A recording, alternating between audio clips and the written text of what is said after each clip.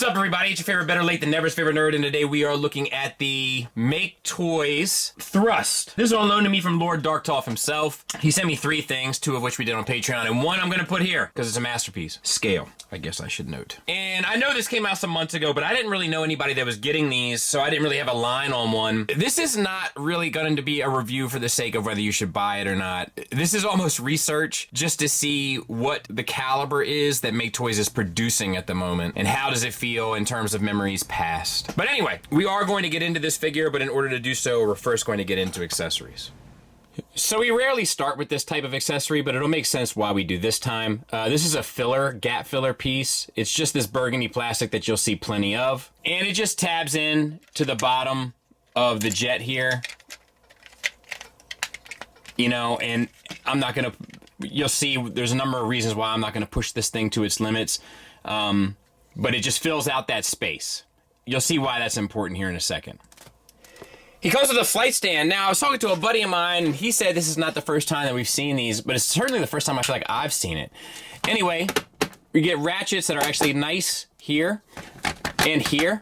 We have some not so nice ratchets that we're going to be looking at here soon. And we have some decent sculpt work. So you have hinge, hinge, hinge, hinge, and then a swivel at the bottom. But it's screwed in, so it may not be meant to be swiveled, honestly. All right, so anyway, you see this piece here, right? That goes into his backside in robot mode. And then you just gotta sort it accordingly, but that's how it goes. So the gap filler piece is actually the piece that is used for the adapter to fly on. Nosedive at the moment, but you can't use it without having the chest filler piece in. And now those ratchets are failing, these here, which is a shame. But otherwise, and then there it's working fine. Let's see if we can push it to its limits. Okay, so there it goes. He comes with 4 additional faces. We have like a smiling face, a worried face, like a sneering face, and then an angry face. All done the same way, which is painted silver with the yellow eyes painted on. You get 2 null rays, just gray plastic. Nothing really to write home about. And they'll, of course, plug into the side of his arm. And then he comes with the 2 larger ones as well. They do articulate a bit, and they separate. They extend. There's a bunch of stuff going on with these. Once again, gray plastic, decent enough sculpt. Once again, if you want them to, they will plug into the side of the arms just like the null rays. And both of those could be used in either of the 5mm ports that are on the bottom of the jet. You get 2 little stubby stubs here. Gray plastic. If you take the null ray and remove just the first piece, you can then insert these onto it for a shorter, stubbier version. He comes with 2 pink translucent blast effects, and they look good. They're almost like a fuchsia. Decent enough sculpt and everything. I don't think my Seekers came with these. And they can insert onto the null ray or onto the larger unit. And they can also be stored on the bottom of the display stand. And he came with a package of 2 blue wing fillers. I'm guessing these are for Thundercracker, should you so desire. All right, so let's talk about the figure.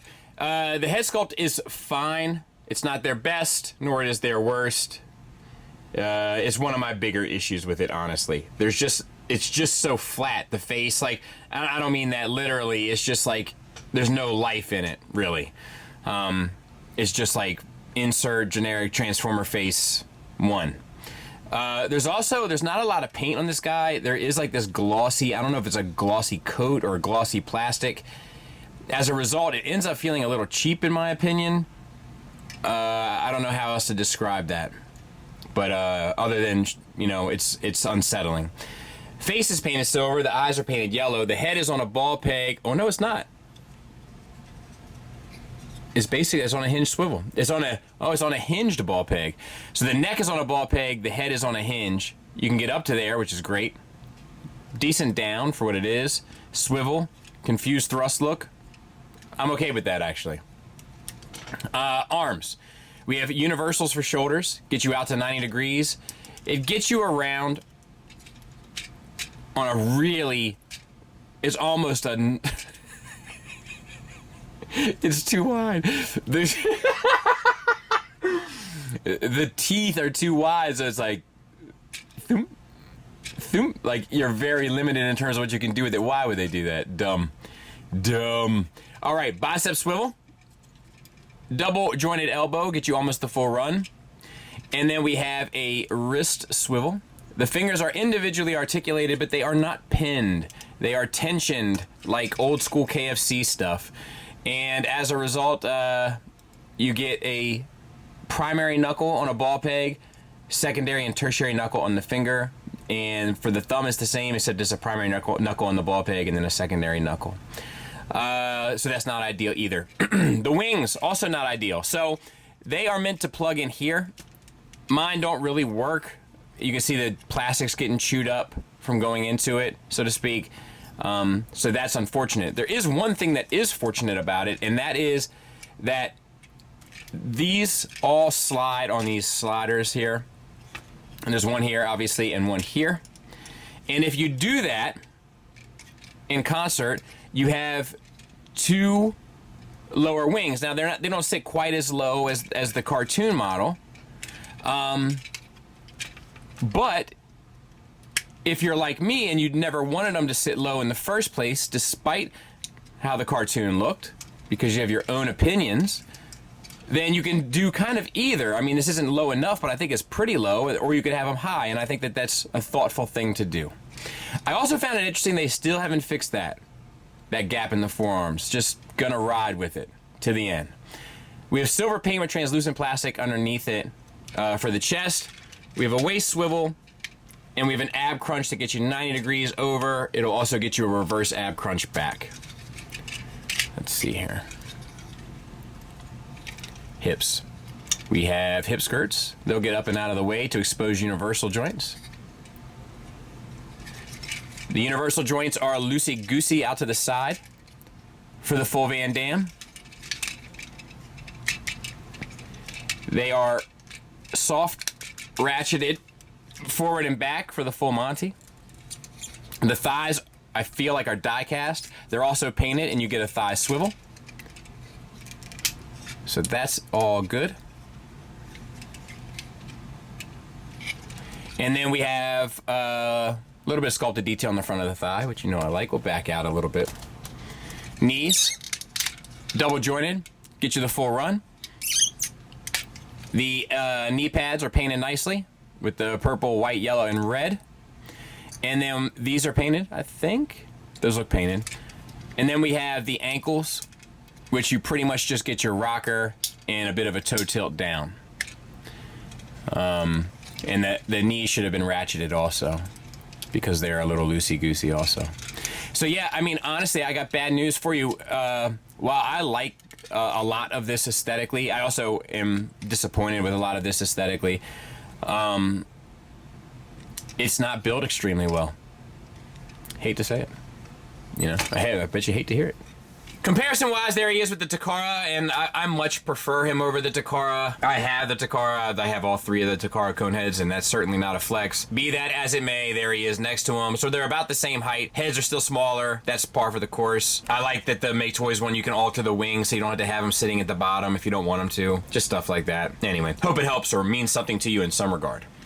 Let's get him transformed. So make a fist the best you can. I don't think you can get these any tighter, so I guess just lay the thumb down flat. And then this piece rotates, and it's really tight.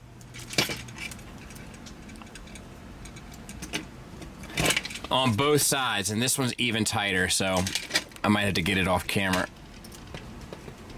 Look at that. Unreal. There, finally. Not good, dude. Not off to a promising start. Let me go take a walk around my base. Let me take a lap. Open up the chest pieces. Open up all this stuff. Actually, let's just extend our abdominal section.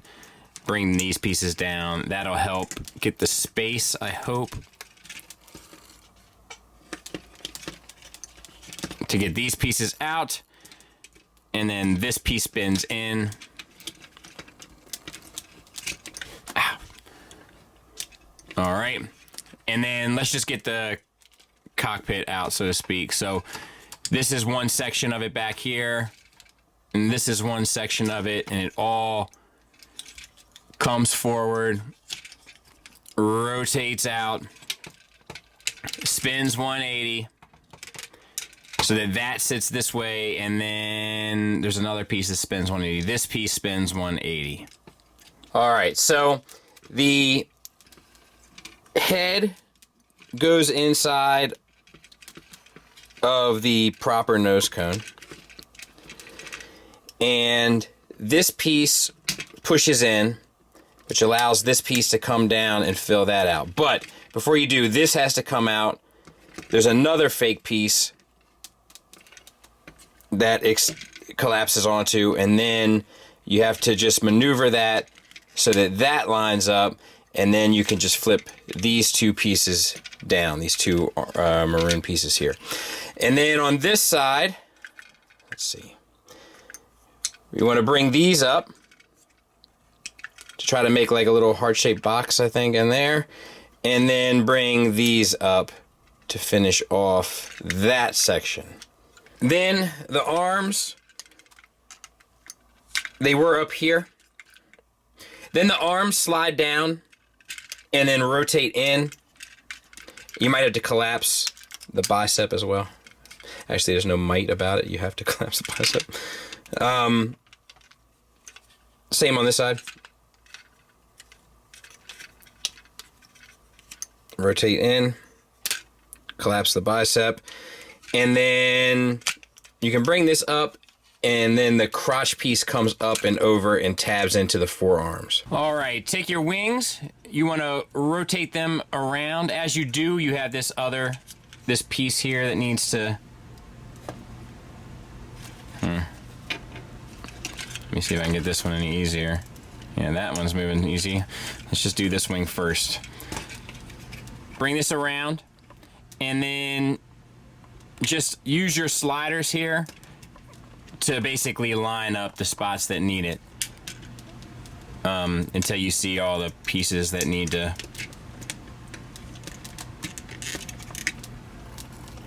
connect. There you go. Now this one, I have to figure out why this is giving me trouble.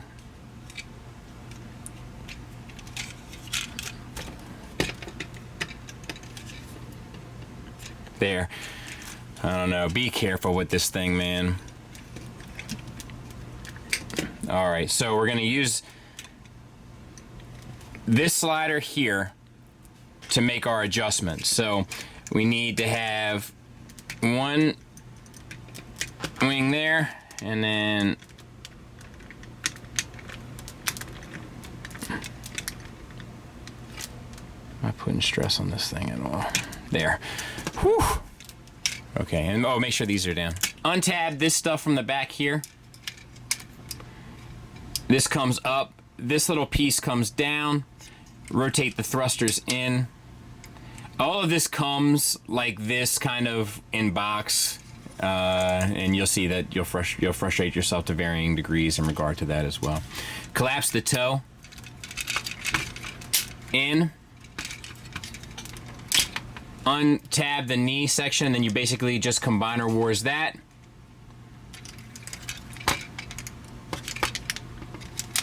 And I'm not going to push this thing too far. I'm too close. But there that is. Same for the other side. So you open up here. You rotate this piece down. You